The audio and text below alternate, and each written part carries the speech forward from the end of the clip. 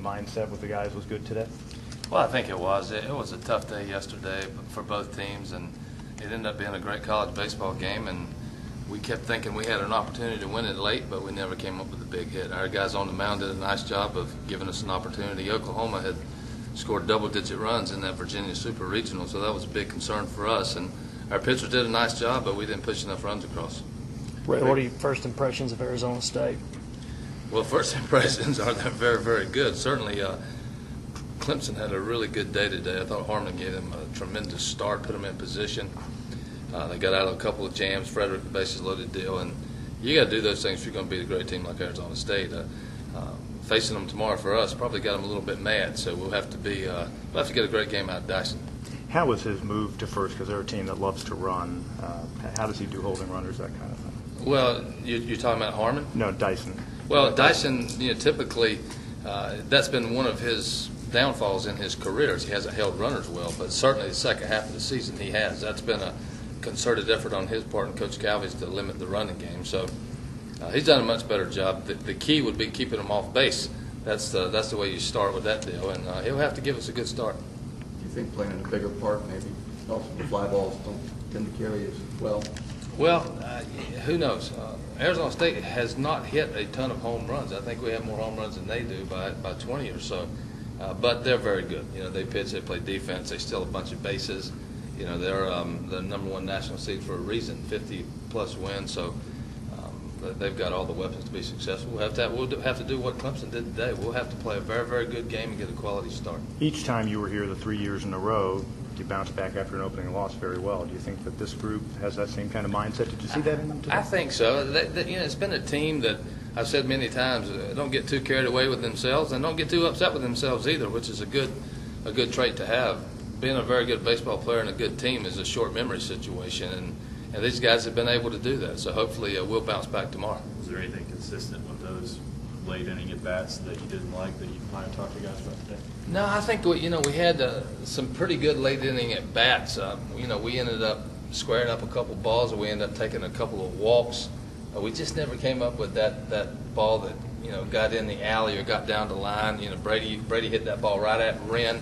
I watched Wren more than I watched the ball. He wasn't sure whether he should come in or go back. He kind of stutter stepped and went right to him.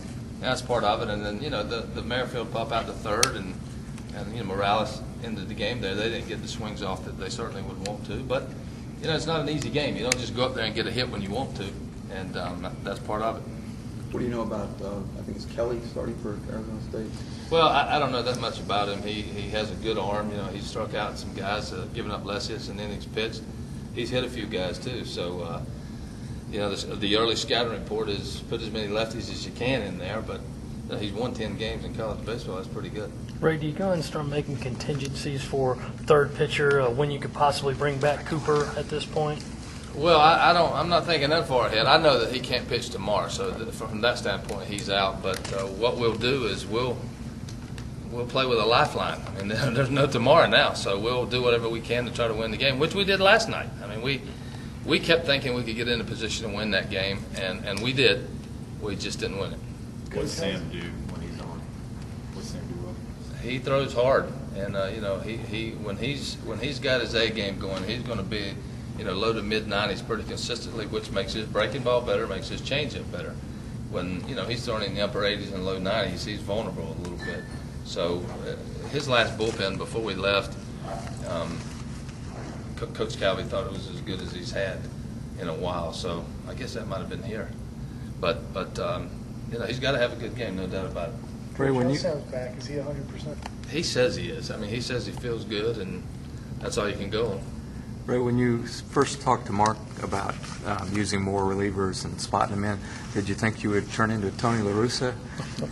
No, I didn't think it would go that far. But you know what? I've really believed in it from day one. When we sat down and talked about it, and he's with those pitchers all the time, and it was one of those conversations where he was convicted and he was convinced. It wasn't, I think we ought to, let's take a look at this. It wasn't any of that at all. Early on, he said, for us to be successful, this will work. And I believed him. And the different arm slot guys, Neff a little bit from the left, you got Roth, we'll go with the hot guy. Carter was pretty hot there for a while. and then, Matt Price kind of took over. That has helped us. I know we got booed a little bit. The fans weren't very patient after the 12-hour day, but you know what? We stayed in position. We stayed right there with a chance with one good swing maybe to tie that game up or go ahead. Do you think that's the future of college baseball, or do you think this is an aberration?